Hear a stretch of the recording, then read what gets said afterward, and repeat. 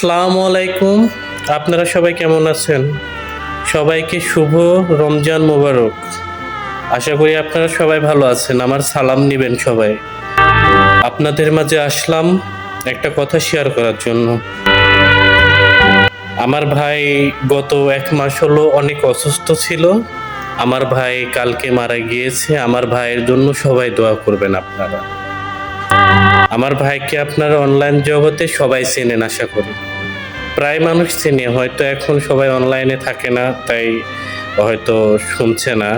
তারপরও প্রায় মানুষ আমার ভাইকে চিনে, আমার ভয়েসটা শুনবেন।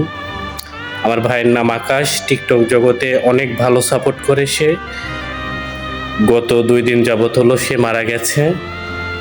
আমার ভাইয়ের জন্য সবাই দোয়া করবেন।